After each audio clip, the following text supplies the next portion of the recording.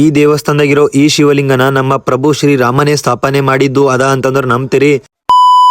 ನಮಸ್ಕಾರ ರೀ ಎಲ್ಲ ಶರಣರಿಗೆ. ನಾವು ಹೋಗಿದ್ದೇವೆ ಇವತ್ತು ಬೀದರ್ ಜಿಲ್ಲೆಯ ಚುಡಗುಪ್ಪ ತಾಲೂಕಿನಲ್ಲಿರುವ ರಾಂಪುರ್ ಊರಿಗೆ, ಅಂದ್ರ ರಾಮಲಿಂಗೇಶ್ವರ ದೇವಸ್ಥಾನಕ್ಕ. ಈ ದೇವಸ್ಥಾನದಾಗಿರೋ ಶಿವಲಿಂಗ ನಮ್ಮ ಪ್ರಭು ಶ್ರೀ ರಾಮನೇ ಸ್ಥಾಪನೆ ಮಾಡ್ಯಾರ ನೋಡ್ರಿ. ಯಾಕಂದ್ರ ಅವಾಗಿನ ಕಾಲದಾಗ ಶ್ರೀರಾಮ ವನವಾಸ ಮಾಡೋ ಟೈಮಿನಾಗ ಅವ್ರು ಯಾವ ಜಾಗದಾಗ ವಾಸ ಮಾಡ್ತಿರಲ್ಲ ಆ ಜಾಗದಾಗ ಶಿವನ ಧ್ಯಾನ ಮಾಡಿ ಅಲ್ಲಿ ಒಂದು ಶಿವಲಿಂಗವನ್ನ ಸ್ಥಾಪನೆ ಮಾಡ್ತಿರು. ಇದೇ ನೋಡ್ರಿ ನಮ್ಮ ಪ್ರಭು ಶ್ರೀರಾಮ ಅವರು ಸ್ಥಾಪನೆ ಮಾಡಿದ ಶಿವಲಿಂಗ. ಮತ್ತೊಂದು ಮಾತು ಇಲ್ಲಿಂದ ವಿಶೇಷತೆ ಹೇಳ್ಬೇಕಂದ್ರ ಇಲ್ಲಿ ಒಂದು ಬಾಜು ಕುಂಡ ಅದ ರೀ. ಈ ಗುಡಿ ಒಳಗ ಕುಂಡ ಅದ. ಈ ಕುಂಡದಾಗ ಎಷ್ಟೇ ಬರಗಾಲ ಬಂದ್ರು ಎಷ್ಟೇ ಬ್ಯಾಸಿಗೆ ಬಂದ್ರು ಈ ಕುಂಡದಾಗಿಂದ ಒಂದು ಚೂರು ನೀರು ಕಮ್ಮಿ ಆಗಲ್ಲ ಅಂತ ಹೇಳ್ತಾರ ನೋಡ್ರಿ ಇಲ್ಲಿಂದ ಪೂರ್ವಜರು. ಅದ್ರ ಸಲುವಾಗಿ ಈ ಕುಂಡದ ಹೆಸರು ರಾಮತೀರ್ಥ ಅಂತ ಹೇಳಿ ಹೆಸರಿಟ್ರ. ಮತ್ತೊಂದು ವಿಶೇಷ ಅಂದ್ರೆ ಈ ಶಿವಲಿಂಗನ ಹೆಸರು ಯಾಕೆ ರಾಮಲಿಂಗೇಶ್ವರ ಇಟ್ರ ಅಂತಂದ್ರ ಈ ಲಿಂಗವನ್ನು ಸ್ಥಾಪನೆ ಮಾಡಿದ್ದು ನಮ್ಮ ಪ್ರಭು ಶ್ರೀರಾಮ.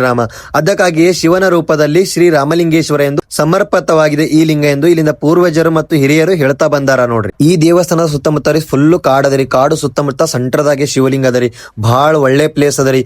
ಈ ಪ್ಲೇಸಿನಾಗ ಈ ಶಿವಲಿಂಗ ಮತ್ತು ನಮ್ಮ ರಾಮ ಬಂದು ಹೋಗಿದ್ದ ಪುಣ್ಯಕ್ಷೇತ್ರ ನೀವು ಯಾವತ್ತೂ ಮಿಸ್ ಮಾಡ್ಕೊಳಕ್ ಹೋಗ್ಬೇಡ್ರಿ. ನೀವು ಯಾವಾಗಾದ್ರೂ ನಮ್ಮ ಬೀದರ್ ಜಿಲ್ಲೆಗೆ ಬಂದ್ರೆ ಚುಡಗುಪ್ಪ ತಾಲೂಕದಲ್ಲಿರುವ ಶ್ರೀ ರಾಮಲಿಂಗೇಶ್ವರ ದೇವಸ್ಥಾನ ಅಂದ್ರ ರಾಂಪುರಕ್ಕೆ ಭೇಟಿ ನೀಡದೆ ಹೋಗ್ಬೇಡ್ರಿ. ಹಾಗೆ ಇಲ್ಲಿ ಪ್ರತಿ ವರ್ಷ ಉಗಾದಿಗೆ ಜಾತ್ರೆ ನಡೀತದ. ಉಗಾದಿಯಾಗ 3 ದಿನಕ್ಕ ಜಾತ್ರೆ ಸ್ಟಾರ್ಟ್ ಆಗ್ತದ. ರಾಮನವಮಿಗೆ ಎಂಡ್ ಆಗ್ತದ. ಅಂದ್ರ ರಾಮನವಮಿಗೆ ಈ ಜಾತ್ರೆ ಇರ್ತದ. ಈ ದೇವಸ್ಥಾನಕ್ಕೆ ಯಾರ್ಯಾರು ಬಂದಿರಿ ಕಾಮೆಂಟ್ ದಾಗ ಜೈ ಶ್ರೀರಾಮ್ ಅಂತ ಕಾಮೆಂಟ್ ಮಾಡ್ರಿ. ನಮ್ ವಿಡಿಯೋ ಏನಾದ್ರೂ ಇಷ್ಟ ಆದ್ರ 4 ಜನಕ್ಕೆ ಶೇರ್ ಮಾಡ್ರಿ. ಹಾಗೆ ಫಾಲೋ ಮಾಡೋದನ್ನ ಮರಿಬೇಡ್ರಿ. ಮತ್ ಸಿಗಮಿ. ಜೈ ಹಿಂದ್, ಜೈ ಕರ್ನಾಟಕ, ಜೈ ಶ್ರೀರಾಮ್, ಹರ ಹರ ಮಹಾದೇವ್.